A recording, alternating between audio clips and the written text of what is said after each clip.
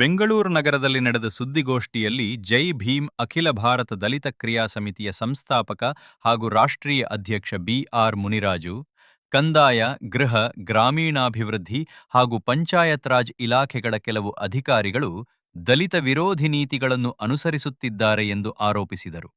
ಬಂಡಿಕೊಡಿಗೇಹಳ್ಳಿ ಗ್ರಾಮದ ಸಾರ್ವಜನಿಕ ಸಮಸ್ಯೆಗಳು ಹಾಗೂ ಪಂಚಾಯಿತಿಯಲ್ಲಿ ನಡೆದಿರುವುದಾಗಿ ಆರೋಪಿಸಿರುವ ಅವ್ಯವಹಾರಗಳ ಬಗ್ಗೆ ಸಿಬಿಐ, ಸಿಒಡಿ, ಲೋಕಾಯುಕ್ತ ಸೇರಿದಂತೆ ಸಂಬಂಧಿತ ತನಿಖಾ ಸಂಸ್ಥೆಗಳಿಂದ ತನಿಖೆ ನಡೆಸಬೇಕು ಎಂದು ಆಗ್ರಹಿಸಿದರು. ಇದೇ ವೇಳೆ ಆಗಸ್ಟ್ 10ರಂದು ಬೆಂಗಳೂರಿನ ಫ್ರೀಡಂ ಪಾರ್ಕ್ನಲ್ಲಿ ಬೃಹತ್ ತಮಟ ಚಳುವಳಿ ನಡೆಯಲಿದೆ ಎಂದು ಅವರು ತಿಳಿಸಿದರು. ಇವತ್ತು ನಾವು ಜೈ ಭೀಮ್ ಅಖಿಲ ಭಾರತ ದಲಿತ ಕ್ರಿಯಾ ಸಮಿತಿ ಮತ್ತು ಜೈ ಮಾದಿಗರ ಬೌದ್ಧಿಕ ವೇದಿಕೆ ಹಾಗೂ ದಲಿತ ಭೂರಕ್ಷಣಾ ವೇದಿಕೆ ಹಾಗೂ ದಲಿತ ಸಂಘಟನೆಗಳ ಒಕ್ಕೂಟದಿಂದ ನಾವು ಇವತ್ತು ಹೋರಾಟವನ್ನು ಹಮ್ಮಿಕೊಂಡಿದ್ದೀವಿ. ಇವತ್ತು ಹೋರಾಟ ಹಮ್ಮಿಕೊಂಡಿದ್ದ ವಿಚಾರದಲ್ಲಿ ನಾವು ಫ್ರೀಡಂ ಪಾರ್ಕ್ನಲ್ಲಿ ಕಾರ್ಯಕ್ರಮ ಆಗಬೇಕಾಗಿತ್ತು. ಇವತ್ತು ಕಾರಣಾಂತರದಿಂದ ಅಲ್ಲಿ ಮುಂದೊಟ್ಟು ಇವತ್ತು ನಾವು ಪತ್ರಿಕಾಗೋಷ್ಠಿಯನ್ನು ಹಮ್ಮಿಕೊಂಡಿದ್ದೀವಿ. ಈಗ ಪತ್ರಿಕಾಗೋಷ್ಠಿಗೆ ಬಂದಿರತಕ್ಕಂಥ ನನ್ನ ಬಲಭಾಗದಲ್ಲಿರುವಂಥ ಪ್ರಭಾಕರ್ ಅವರಿಗೆ ನಾವು ಸ್ವಾಗತವನ್ನು ಬಯಸ್ತಿದ್ದೇವೆ. ಹಾಗೆ ಚಂದನ್ರವರೆಗೂ ನಾವು ಸ್ವಾಗತವನ್ನು ಬಯಸ್ತಿದ್ದೇವೆ. ಮತ್ತು ನಮ್ಮ ಶೋಭಾ ಮೇಡಮ್ ಅವರಿದ್ದಾರೆ, ಮೇಡಮ್ ಅವ್ರಿಗೂ ಸಹ ನಾನು ಸ್ವಾಗತವನ್ನು ಬಯಸ್ತಿದ್ದೇನೆ. ಮತ್ತು ಲೋಕೇಶ್ ಅವರಿದ್ದಾರೆ, ಅವ್ರಿಗೂ ಸಹ ಸ್ವಾಗತವನ್ನು ಬಯಸ್ತಿದ್ದೇವೆ. ಕೃಷ್ಣ ಅವರಿದ್ದಾರೆ, ಅವ್ರಿಗೂ ಸಹ ಸ್ವಾಗತವನ್ನು ಬಯಸ್ತಿದ್ದೇವೆ. ಮತ್ತು ಈ ಒಂದು ನಮ್ಮ ನರಸಿಂಹರವರು ಬಂದಿದ್ದಾರೆ, ಅವ್ರಿಗೂ ಸಹ ಸ್ವಾಗತವನ್ನು ಬಯಸ್ತಿದ್ದೇವೆ. ಇವತ್ತು ನಾವು ಪತ್ರಿಕಾಗೋಷ್ಠಿ ಕರೆದಿರುವಂಥ ಉದ್ದೇಶವೇನೆಂದರೆ, ಬೆಂಗಳೂರು ನಗರ ಜಿಲ್ಲೆಯ ಭೂ ದಾಖಲೆಗಳ ಉಪನಿರ್ದೇಶಕರಾದಂಥ ಸುಜಯ್ ಕುಮಾರ್ ಹಾಗೂ ಕೆ.ಟಿ. ಶ್ರೀನಿವಾಸು ಮತ್ತು ಭಾನುಪ್ರಕಾಶ್ ಅವರನ್ನು ಅಮಾನತುಗೊಳಿಸಬೇಕಂತೇಳಿ ನಾವು ಸುಮಾರು 10/12/2025ರಂದು ಮೊದಲನೇ ಬಾರಿಗೆ ನಾವು ಹೋರಾಟ ಮಾಡ್ತೀವಿ. ಇವರ ಒಂದು ಭ್ರಷ್ಟ ಹಗರಣಗಳನ್ನು ಖಂಡಿಸಿ ಹೋರಾಟ ಮಾಡ್ತೀವಿ. ಇವರ ವಿರುದ್ಧವಾಗಿ ನಾವು ಸುಮಾರು ಒಂದು 10ರಿಂದ 15 ಹೋರಾಟ ಮಾಡಿದ್ದೀವಿ ಅನ್ನೋ ಗೊತ್ತಿಲ್ಲ. ಆದರೂ ಅವ್ರನ್ನ ಸರ್ಕಾರ ಇದುವರೆಗೂ ಅವ್ರನ್ನ ಅಮಾನತುಗೊಳಿಸಿಲ್ಲ. ಏನು ಕಾರಣ ಅಂತ ಗೊತ್ತಾಗ್ತಾ ಇಲ್ಲ. ಈ ಒಂದು ವಿಚಾರದಲ್ಲಿ ನಾವು ಹಲವಾರು ಮಾಹಿತಿ ಕೊಟ್ಟಿದ್ದೀವಿ. ಇವರು ಮಾಡಿರೋಂಥ ಕೆಲಸಗಳನ್ನ ಈ ಕರಪತ್ರದಲ್ಲಿ ನಾನು ಕೊಟ್ಟಿದ್ದೀನಿ. ಇದನ್ನೆಲ್ಲ ನೋಡ್ಕೊಬೋದು. ಅವ್ರು ಮಾಡಿರೋಂಥ ಅವ್ಯವಹಾರಗಳ ಬಗ್ಗೆ ಬಹಳ ಅವ್ಯವಹಾರ ಮಾಡೋರೆ. ಮೊನ್ನೆ ತಾನೇ ಸಂಜಯ್ ಎಕ್ಸ್ಪ್ರೆಸ್ಸಲ್ಲಿ ಅವ್ರ ಫೋಟೋ ಸಮೇತ ಬಂದಿದೆ. ಸುಜಯ್ ಕುಮಾರ್ ಅವರು ಕುರುಬರಳ್ಳಿ ಮಾಡಿರೋಂಥ ಒಂದು ಅವ್ಯವಹಾರಗಳ ಬಗ್ಗೆ ಭಾಳ ಅವ್ಯವಹಾರಗಳು ಮಾಡಿದ್ದಾರೆ. ಅವ್ರ ಬಗ್ಗೆ ಭಾಳ ತನಿಖೆ ಆಗಬೇಕು. ಇದ್ರ ವಿಚಾರದಲ್ಲಿ ಇಮಿಡಿಯೇಟ್ಲಿ ಅವ್ರನ್ನ ಅಮಾನತುಗೊಳಿಸಬೇಕು. ಅನಂತರ ಯಲಹಂಕ ತಾಲೂಕು ಮೀಸ್ಕನಹಳ್ಳಿ ಗ್ರಾಮ ಸರ್ವೆ ನಂಬರ್ 32ರಲ್ಲಿ ನೋಡಿ, ನಾನೇನು ಎಲ್ಲೋ ಬೆಳ್ಳಿ ತೋರಿಸ್ತಾ ಇದ್ದೀನೋ ಅದು ಸರ್ಕಾರಿ ಜಾಗ. 7.5 ಎಕರೆ ಸರ್ಕಾರಿ ಜಾಗನ ಬಡಾವಣೆ ಮಾಡಿ ಒತ್ತುವರಿ ಮಾಡಿಕೊಂಡು ಇಲ್ಲಿಗಲ್ ಇದು ಮಾಡಿದ್ದಾರೆ. ಈ ವಿಚಾರದಲ್ಲಿ ನಾನು ಹಲವಾರು ಅಧಿಕಾರಿಗಳಿಗೆ ಹೇಳಿದ್ರು ಸಹ ಯಾರು ಸಹ ಇದ್ರ ಬಗ್ಗೆ ಗಮನ ನೀಡಿಲ್ಲ. ಇದನ್ನೆಲ್ಲ ಕಳ್ತನ ಮಾಡೋದಂದ್ರೆ ನೋಡಿ, ಇವನು 420 ನಾಗರಾಜ್ ಅಂತೇಳಿ ಜಾಲ ಹೋಬಳಿ ದೊಡ್ಡ ಜಾಲ ಗ್ರಾಮ ಪಂಚಾಯತಿ ಬರ್ತಾನೆ. ಚಿಕ್ಕನಹಳ್ಳಿ ನಾಗರಾಜು ಮತ್ತು ಬಚ್ಚಣ್ಣ ಅಂತವನು ಇವನೇನು ಮಾಡ್ತಾನಂದ್ರೆ ಸರ್ಕಾರಿ ದಾಖಲಾತಿಗಳನ್ನೇ ತಿದ್ದುತ್ತಾನೆ. ಸರ್ಕಾರಿ ಏನು ಬೇಕೋ ಮಾಡ್ತಾನೆ. ಇವನ ಮೇಲೆ ಜಿಲ್ಲಾಧಿಕಾರಿಗಳು ಸಹ ಕೇಸ್ ಹಾಕಿದ್ದಾರೆ. ಇವನ್ನ ಮಂಗಳೂರು ಪೊಲೀಸ್ ಸ್ಟೇಷನ್ ಇವನ ಮೇಲೆ FIR ಹಾಕಿ ಅಂತ ಹೇಳಿದ್ರೆ ಆ FIR ಮೇಲೆ ಕೋರ್ಟಲ್ಲಿ ಹೋಗಿ ಸ್ಟೇ ತಗೊಂಡ್ಬಂದಾನೆ. ಆಮೇಲೆ ಬೇಗೂರು ಸರ್ವೆ ನಂಬರ್ 21ರಲ್ಲಿ ಬಂದುಬಿಟ್ಟು 3 ಎಕರೆ 21 ಗುಂಟೆ ಜಾಗನ ನಕಲಿ ದಾಖಲಾತಿಗಳು ಮಾಡಿ ದಲಿತರಿಗೆ ಮಣ್ಣು ಮುಗಿಸ್ತಾನೆ. ಈ ವಿಚಾರದಲ್ಲಿನೂ ಕೋರ್ಟ್ಗಳಿಗೆ ಹೋಗೋದು, ಅಲ್ಲಿ ತಡೆಯಾಗಲಿ ತರೋದು ವ್ಯವಸ್ಥಿತವಾಗಿ ಇದು ಮಾಡ್ತಾನೆ. ಇವನು ಕೋರ್ಟಿನ ನಿಂಟಿನ ಇಮಿಡಿಯೇಟ್ಲಿ ಅರೆಸ್ಟ್ ಮಾಡಬೇಕು, ವ್ಯವಸ್ಥಿತವಾಗಿ ಇವನು ಬಂಧಿಸಬೇಕಂತ ನಾವು ಕೇಳ್ಕೊತಾ ಇದ್ದೀವಿ. ಆಮೇಲೆ ಈ ವಿಚಾರದಲ್ಲಿ ಮಾನ್ಯ ತಹಶೀಲ್ದಾರ್ ಅವರಿಗೆ ಕಂಪ್ಲೇಂಟ್ ಕೊಟ್ಟಿದ್ದಾರೆ. ಕಂಪ್ಲೇಂಟ್ ಕೊಟ್ಟು ತಹಶೀಲ್ದಾರ್ ಆಫೀಸಲ್ಲಿ, ಯಲಹಂಕ ತಹಶೀಲ್ದಾರ್ ಆಫೀಸಲ್ಲಿ ಅವ್ರನ್ನ ಪರಿಶೀಲನೆ ಮಾಡಿ ಸರ್ಕಾರಿ ವಶಕ್ಕೆ ತಗೊಳ್ಳಿ ಅಂತ ಹೇಳಿದ್ರೆ ಈ ಕೆಲವು ಕುಲ್ಗೇಟ್ ಅಂತ ಕೆಲವು RIಗಳು VIಗಳು ಈ ಹೊಸದಾಗಿ ಬಂದಿರೋದಂಥ ತಹಶೀಲ್ದಾರ್ ದಿಕ್ಕು ತಪ್ಪಿಸಿ ಯಾವುದೇ ಕಾರಣಕ್ಕೂ ಮಾಡದಿರ ನಿಲ್ಲಿಸಿದ್ದಾರೆ. ಇದು ತುಂಬ ದ್ರೋಹ. ಇದು ಇಮಿಡಿಯೇಟ್ಲಿ ಅದನ್ನು ವ್ಯವಸ್ಥಿತವಾಗಿ ತೆರವುಗೊಳಿಸಿ ಆ ಜಾಗನ ಸರ್ಕಾರಿ ವಶಕ್ಕೆ ತಗೊಬೇಕು.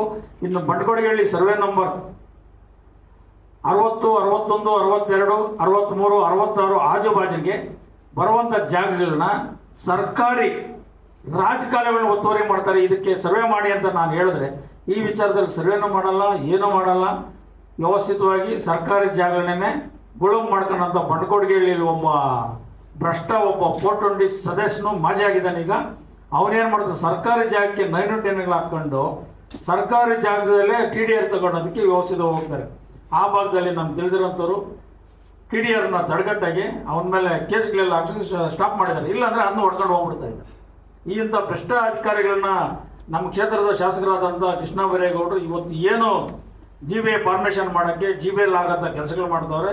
ಅವ್ರಿಗೂ ಒಂದು ಕಿವಿ ಮಾತು ಹೇಳ್ತೀನಿ, ನೀವು ಮಾಡ್ತಾ ಇರೋದು ಎಲ್ಲ ಕೆಲಸಗಳು ಕರೆಕ್ಟ್ ಆಗಿದೆ. ಕೃಷ್ಣ ಬೈರೇಗೌಡ್ರೆ, ನಿಮ್ಮ ಭಾಗದಲ್ಲಿ ಆಗ್ತಿರೋಂಥ ಅನ್ಯಾಯಗಳನ್ನ ಮೊದಲು ಸರಿಪಡಿಸಿ.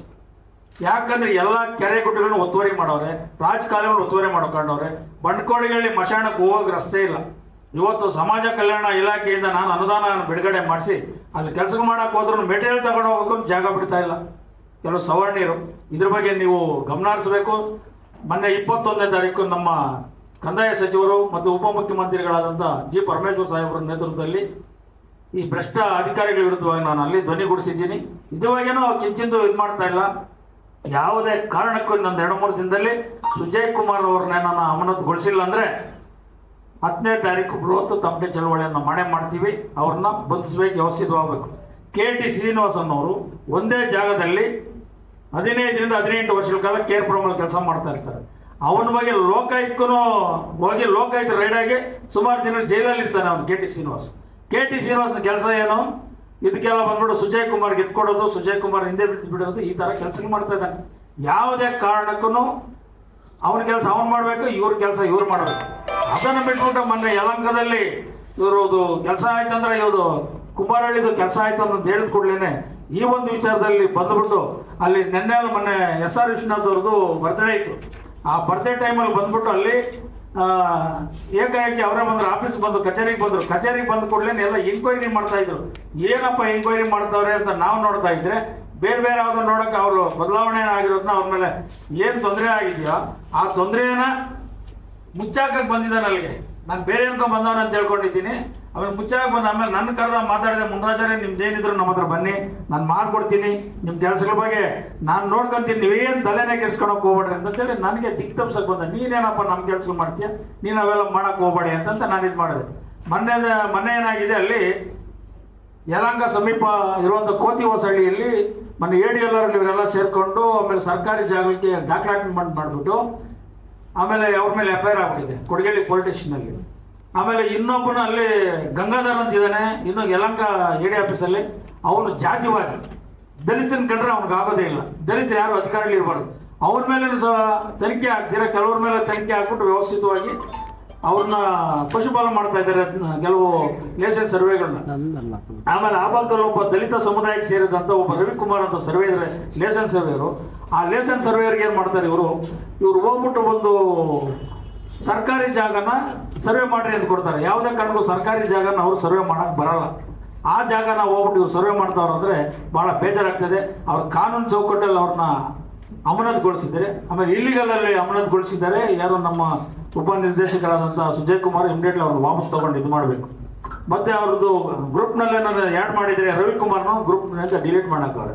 ಅವ್ರ ಜೊತೆಲಿ ಇನ್ನೊಬ್ಬರು ಪ್ರಕಾಶ್ ಅನ್ನೋರ್ನನ್ನು ಅಮಾನತು ಮಾಡಿರ್ತಾರೆ, ಅವ್ರ ಗ್ರೂಪ್ನಲ್ಲಿ ಹಂಗೆ ಬಿಡ್ತಾರೆ. ಯಾಕಂದ್ರೆ ಇವ್ರು ದಲಿತ, ಇನ್ನೊಬ್ರು ಬಂದು ಆಧಾರ್ ಸಂತ ಅಂತ ಹೇಳ್ಬಿಟ್ಟು ಇದೆಲ್ಲ ಖಂಡನೆ ಆಗುತ್ತೆ. ಈ ಒಂದು ವಿಚಾರದಲ್ಲಿ ಸರ್ಕಾರಿ ನೌಕರಿಗೆ ನನ್ನ ತೊಂದರೆ ಆಯ್ತು ಅಂದರೆ ನಾವು ಯಾವುದೇ ಕಾರಣಕ್ಕೂ ಸುಮ್ಮನೆ ಇರಲ್ಲ. ಈ ವಿಚಾರನ ಸರ್ಕಾರಿ ನೌಕರರ ರಾಜ್ಯಾಧ್ಯಕ್ಷರಾದ ಷಡಾಕ್ಷರಿವರೆಗೂ ನಾನು ಕಿವಿ ಮಾತು ಹೇಳ್ತೀನಿ. ಮಾನ್ಯ ಷಡಾಕ್ಷರಿ ಸಾಹೇಬ್ರೆ, ನೀವು ಒಬ್ಬ ಅಧ್ಯಕ್ಷರಾಗಿದ್ದು ಒಳ್ಳೆ ವಿದ್ಯಾವಂತರಾಗಿದ್ದೀರಾ. ಇಂಥದ್ದು ಸಣ್ಣ ಪುಟ್ಟ ವಿಚಾರಗಳು ಬಂದಾಗ ಸರ್ಕಾರ ಅಂದರೆ ಎಲ್ಲ ಒಂದೇನೆ. ಅದರಲ್ಲಿ ಜಾತಿ ತೋರಣೆಗಳು ನೋಡ್ದಿರ ಲೇಸನ್ ಸರ್ವೆಗಳು ಆಗಿರಲಿ ಇನ್ನೊಬ್ಬರೇ ಆಗಲಿ ಯಾವುದೇ ಕಾರಣಕ್ಕೂ ತೊಂದರೆ ಕೊಡ್ತೀರೇ ವ್ಯವಸ್ಥಿತ ಕೆಲಸ ಮಾಡ್ಕೊಂಡು ವ್ಯವಸ್ಥಿತ ಹೋಗ್ಬೇಕಂತ ಹೇಳ್ತೀವಿ. ಇಲ್ಲಾಂದರೆ ನಿಮ್ಮ ರಾಜೀನಾಮೆಗೆ ಒತ್ತಾಯಿಸಿ ನಾವು ಬೃಹತ್ ಹೋರಾಟ ಅಂತ ಮಾಡ್ತೀವಿ. ಯಾಕಂದ್ರೆ ಅಲ್ಲಿ ನೀವು ಇದು ಮಾಡಬಾರ್ದು. ಯಾಕಂದ್ರೆ ನಾವು ನೋಡ್ತಾ ಇರ್ತೀವಿ, ಬೆಳಗ್ಗೆ ಇದ್ರೆ ಸಾಯಂಕಾಲ ಇದ್ರೆ ನೀವು ಒಳ್ಳೊಳ್ಳೆ ಸರ್ಕಾರ ಪರವಾಗಿರ್ತೀರಾ, ಕೆಲಸ ಮಾಡ್ತೀರಾ. ಯಾವುದೇ ಸರ್ಕಾರ ಬಂದ್ರೂ ಅವರಿದ್ದು ಹೋರಾಟ ಮಾಡ್ತಾ ಇದ್ದೀರಾ, ಸರ್ಕಾರಿ ನೌಕರಿಗೆ ಹೆಲ್ಪ್ ಮಾಡ್ತೀವಿ. ಅದೇ ರೀತಿ ಪ್ರತಿಯೊಬ್ಬರಿಗೆ ಇದು ಮಾಡ್ರಿ. ಇಂಥ ಭ್ರಷ್ಟ ಅಧಿಕಾರಿಗಳನ್ನ ವ್ಯವಸ್ಥಿತ ಓಡಾಗಬೇಕು, ಮಾಡ್ಸಾಕ್ಬೇಕು. KR ಪುರಮಲ್ಲಿ ಭಾಳ ಹಗರಣ ನಡೀತದೆ. ಆಮೇಲೆ BM ಕೌಲಲ್ಲಿ ಇವ್ರು ಎಷ್ಟು ಹಗರಣಗಳು ಮಾಡೋಣ ಗೊತ್ತಿಲ್ಲ. ಯಾರೋ ಸುಜಯ್ ಕುಮಾರ್ ಅವರು ಸರ್ಕಾರಿ ಖರಾಬ್ ಜಾಗಗಳನ್ನೆಲ್ಲನೂ ಬಿಲ್ಡರ್ ಜೊತೆ ಮಾತಾಡೋದು, ಬಿಲ್ಡರ್ ಜೊತೆ ಹೋಗೋದು ಎಲ್ಲ ವ್ಯವಸ್ಥಿತವಾಗಿ ಮಾಡ್ತಾನೆ. ಅವೆಲ್ಲ ಮಾಡಬಾರ್ದು. ಅನಂತರ ಬಂದ್ಬಿಟ್ಟು ಹೆಣ್ಣು ಮಕ್ಳಿಗೆ 11 ಗಂಟೆ 12 ಗಂಟೆಯಲ್ಲಿ ಫೋನ್ಗಳಲ್ಲಿ ಮಾತಾಡೋದು ಅವೆಲ್ಲ ನಿಲ್ಲಿಸಬೇಕು. ಅನಂತರ ಬಂದ್ಬಿಟ್ಟು ಇನ್ನೂ ಹಲವಾರು ಇವ್ರ ಮೇಲೆ ಒಂದೊಂದೆಲ್ಲ ಹಗರಣಗಳು ಸಾವಿರಾರಿದೆ. ಇವರು ಹೇಳಿದ್ರು ಅಂಥದ್ದು ಏನಿದ್ರೆ ತಗೊಂಬನ್ನಿ ಅಂತೇಳಿ. ಈಗ ನೀವು ಮಾಡಿರೋದು ನೀವು ನಿಲ್ಲಿಸಿ, ನೀವು ಸಾಕು. ಇವತ್ತು ಮಿಸ್ಗನ್ ಹೇಳಿದ್ದು ಕೊಟ್ಟಿದ್ದೀವಿ, ಈಗ ಕಾನೂನು ಚೌಕಟ್ಟಲ್ಲಿ ಕೊಟ್ಟಿದ್ದೀವಿ, ಆಮೇಲೆ ಕುರುಬರಳ್ಳಿ ಕೊಟ್ಟಿದ್ದೀವಿ, ಇನ್ನೂ ಹಲವಾರು ಎಷ್ಟು ಬೇಕು ನಿಮ್ಗೆ ಹೇಳಿ. ಆಮೇಲೆ ಬಂಡ್ಕೋಡಿಗೆ ಕೆರೆ ಒತ್ತುವರಿಗಳು, ಎಲ್ಲ ಜಾಗಗಳು, ಮಶಾಣ ಒತ್ತುವರಿಗಳು, ಆಮೇಲೆ ಗಡ್ಕನಹಳ್ಳಿ ಸರ್ವೆ ನಂಬರ್ 4 ಒತ್ತುವರಿಗಳು ನೀವೇ ಡಾಕ್ಯುಮೆಂಟ್ ತಗೊಂಡು ಹೋದ್ರಿ, ಅದು ಯಾವುದೂ ಕೆಲಸ ಮಾಡಲಿಲ್ಲ. ಆಮೇಲೆ ಬಂಡ್ಕೋಡಿಗೆ ಸರ್ವೆ ನಂಬರ್ 60ರಲ್ಲಿ ಅಕ್ರಮವಾಗಿ ಒಂದು ಕಾನೂನು ಬಾಹಿರವಾಗಿ ಒಂದು ಚರ್ಚಿನ ಕಟ್ಟಕ್ಕೆ ಬಂದ್ಬಿಟ್ಟು ಅಧ್ವಾಸಕ್ಕೆ ಬಂದಿದ್ರು, ಪಕ್ಕದವ್ರು ನೋಟಿಸು ಕೊಟ್ಟಿರಲಿಲ್ಲ. ಆ ನೋಟಿಸ್ ಕೊಟ್ಟು ಕೆಲಸ ನಿಲ್ಲಿಸಿ ಅಂತ ನಾವು 24ನೇ ತಾರೀಕಲ್ಲಿ ಹೋದಾಗ ನೀವೆಲ್ಲ ಆಕಸ್ಮಿಕವಾಗಿ ಅಲ್ಲಿ ಬಂದಿದ್ರಿ. ಬಂದಾಗ ನಾನು ಮಾಹಿತಿ ಕೊಟ್ಟಾದ್ಮೇಲೆ ಇವತ್ತು 3 ಗಂಟೆಗೆ ನನಗೆ ಬನ್ನಿ ನಮ್ಮ ಆಫೀಸಲ್ಲಿ ಕೂತ್ಕೊಂಡು ಮಾತಾಡೋದು ಅಪಾಯಿಂಟ್ ಕೊಟ್ಟಿದ್ರಿ. ನಿಮ್ಮ ಅಪಾಯಿಂಟ್ ಒಂದು ನಮಸ್ಕಾರ ಮಾಡ್ತೀನಿ. ನಾನು ಅದೆಲ್ಲ ಬರೋದಿಲ್ಲ, ನಿಮ್ಮ ಹತ್ರ ಬಂದಿರೋದು ಬೇಡ, ನಾನು ಆ ಕೆಲಸನ ಮಾಡೋದು ಬೇಡ. ನಾನು ಕೆಲಸ ಗೆಲ್ಲೋವರೆಗೂ ನಾನು ಹೋರಾಟದ ಮೂಲಕ ಮಾಡ್ತೀನಿ. ನೀವು ಅಲ್ಲಿಂದ ತೊಲಗೋವರೆಗೂ ನಾವು ಆ ಆಫೀಸ್ಗೆ ಹೆಜ್ಜೆ ಇಡಲ್ಲ, ಬೇರೆ ಏನು ಕೆಲಸ ಮಾಡಬೇಕು ಮಾಡೇ ಮಾಡ್ತೇವೆ ಅಂತ ಹೇಳ್ತಾ ಇವತ್ತಿನ ಪತ್ರಿಕಾಗೋಷ್ಠಿ ಮುಖಾಂತರ ಇವತ್ತು CMಗೆ ಮತ್ತು ಎಲ್ಲರಿಗೂ ನಾನು ಮನವಿಯನ್ನು ಕೊಡ್ತಾ ಇದ್ದೀನಿ. ಆ ಮನವಿ ಮುಖಾಂತರ ಮನವಿ ತಗೊಂಡು ಇವತ್ತೊಂದು 2-3 ದಿನದಲ್ಲಿ ಏನಾದ್ರೂ ನಮಗೆ ನ್ಯಾಯ ಸಿಗಲಿಲ್ಲ ಅಂದರೆ ಅವರ ವಿರುದ್ಧವಾಗಿ ನಾವು ಒಳ್ಳೆ ಹೋರಾಟಗಾರ ಮಾಡ್ತೀವಿ ಅಂತ ಹೇಳುತ್ತಾ ಈ ಪತ್ರಿಕಾಗೋಷ್ಠಿ ಮುಖಾಂತರ ಇನ್ನೇನು CMಗೂ ಎಲ್ಲರಿಗೂ ಮನವಿಗಳು ಕೊಟ್ಟು ಕಳಿಸ್ತಾ ಇದ್ದೀವಿ. ಇವತ್ತು ನಾವು ಫ್ರೀಡಮ್ ಪಾರ್ಕಲ್ಲಿ ಮಾಡಬೇಕಾಯ್ತು. ಪೊಲೀಸ್ ಅಧಿಕಾರಿಗಳು ನಮ್ಗೆ ಬೇಕಾದವರು ಸ್ವಲ್ಪ ಮನವಿ ಮಾಡಿಕೊಂಡ್ರು. ಮುಂದಾಗಣೆ ಒಂದು ಜಾಸ್ತಿ ಹೋರಾಟಗಳಿದೆ, ದಯವಿಟ್ಟು ಇದೊಂದ್ಸರಿ ಮನವಿಯನ್ನು ಕೊಡ್ರಿ. ನೀವು 10ನೇ ತಾರೀಕು ನಾವೇನು ಬೇಕಾ ನಿಮ್ಗೆ ಅವಕಾಶ ಮಾಡಿಕೊಡ್ತೀನಿ ಅಂತ ಹೇಳೋರೆ. ಆ ಒಂದು ಅವ್ರು ಹೇಳಿದ ಕೂಡಲೇ ನಾವು ಇಮಿಡಿಯೇಟ್ಲಿ ಇವತ್ತು ನಾವು ಮೌರ್ಯ ಹೋಟ್ಲಲ್ಲಿ ಇವತ್ತು ನಾವು ಪತ್ರಿಕಾಗೋಷ್ಠಿಯನ್ನು ಕರೆದು ಈ ಪತ್ರಿಕಾಗೋಷ್ಠಿ ಮುಖಾಂತರ ವಿಚಾರನ ಪ್ರಚಾರ ಆಗಿ ಬೆಸ್ಟರ ವಿರುದ್ಧವಾಗಿ ಕಾನೂನು ಚೌಕಟ್ಟಲ್ಲಿ ತಗೊಳೋದಕ್ಕೆ ಮಾಧ್ಯಮದವರು ಈ ಎಲ್ಲ ವಿಚಾರಗಳನ್ನು ಪ್ರಚಾರದ ಮೂಲಕ ನ್ಯಾಯ ಕೊಡಿಸ್ತೀರ ಅಂತ ಹೇಳ್ತಾ ಈ ಒಂದು ಪತ್ರಿಕಾಗೋಷ್ಠಿಯನ್ನು ಇಲ್ಲಿಗೆ ಇವತ್ತು ಮುಕ್ತಾಯಗೊಳಿಸ್ತಾ ಇದ್ದೀವಿ.